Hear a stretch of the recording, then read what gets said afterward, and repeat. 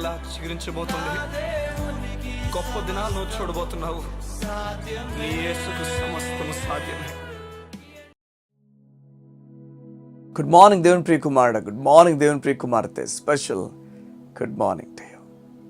దేవుని ప్రియ సంగమా, దేవుడి ఉదయం నీతో మాట్లాడుతున్నాడు. నేను దర్శిస్తున్నాడు, నేను బలపరచడానికి ఇష్టపడుతున్నాడు. సోలుపోకని చెప్తున్నాడు, కురింగిపోకని చెప్తున్నాడు, ఆయనతో నిలబడతా అని చెప్తున్నాడు. నిజమిది.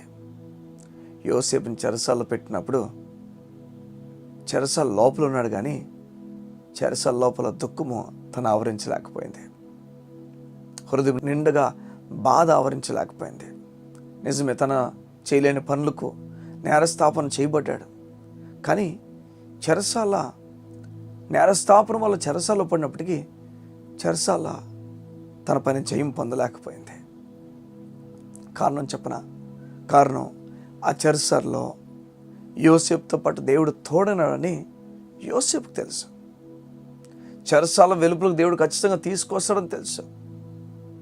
కానీ ఒకటి ఊహించుండడేమో, దేవుడు గొప్ప కార్యాలు చేస్తాడని చెప్పి తెలుసు, కానీ ఊహించుండడేమో రాజు పక్కకే దేవుడు తీసుకుని వెళ్ళాడు.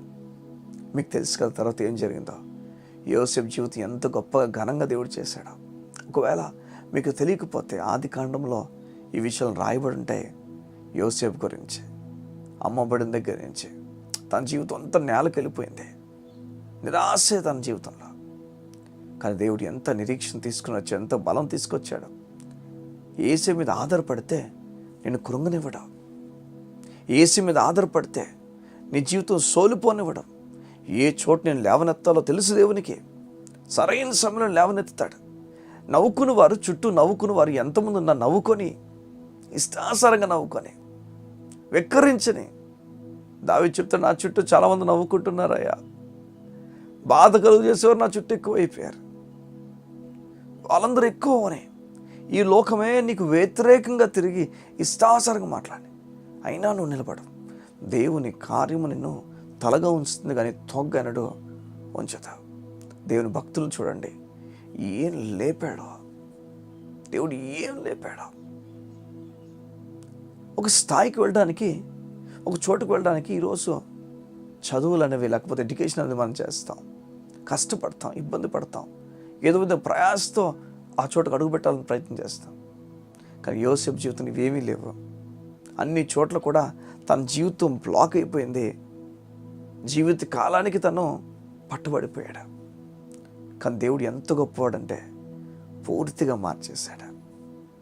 పూర్తిగా దేవుడు మార్చి పడేశాడు. ఈ ఉదయం దేవుడు నీతో మాట్లాడి చెప్తున్నా, నేను మార్చేస్తాను మొత్తం అంతా. నువ్వు నిరాశపడతావు.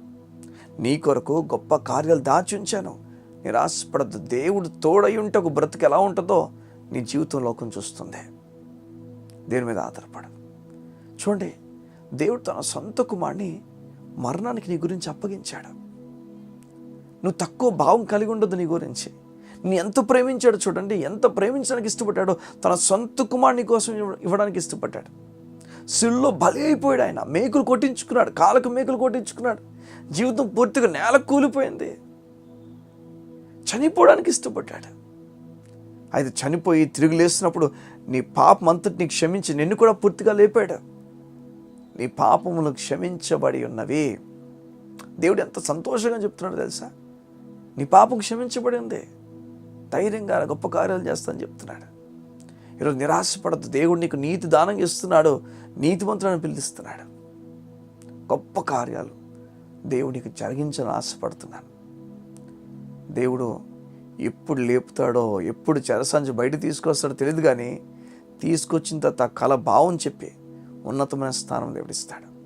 ఈరోజు నీవు ఉంటున్న చెరసాల్లో దుఃఖముతో ఉండదు, కానీ సంతోషంతో, నిరీక్షితతో ఉంటూ దేవుడు త్వరలోనే కార్యం జరిగించబోతున్నాడు. కళ్ళ మూసుకున్నట్లయితే మేము ప్రార్థన చేస్తాం మీ గురించి. మా ప్రియ పరలోకపు తండ్రి, నీకు వందనాలు. నీ బిడ్డల జీవితంలో నూతన కార్యమును మేము జరిగించబోతున్నందుకు మీకు స్తోత్రాలు. వారు ఏ విషయంలో కూడా నిరాశపడిపోకుండా నీ మీద ఆధారపడి ఉన్నతమైన కార్యాలు వారు చూచినట్లుగా వారి జీవితాన్ని మార్చండి. నీ కార్యానికి వారి జీవితం అప్పగించుకుంటున్నాను. మా తండ్రి, నీ కార్యంతో వారు నింపమని అడుగుతాం. ఉన్నతమైన నెమ్మదిని వారికి ఇచ్చి వారి జీవిత విషయాలన్నింటినీ కూడా మార్చమని అడుగుతాం.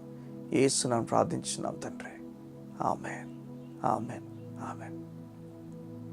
ఈ ఉదయమున దేవుడు నీతో మాట్లాడి చెప్తున్నాడు, నిరాశపడుతూ కురింగిపోతూ గొప్ప కార్యాలు నువ్వు చూడబోతున్నావు. God bless you. See you tomorrow.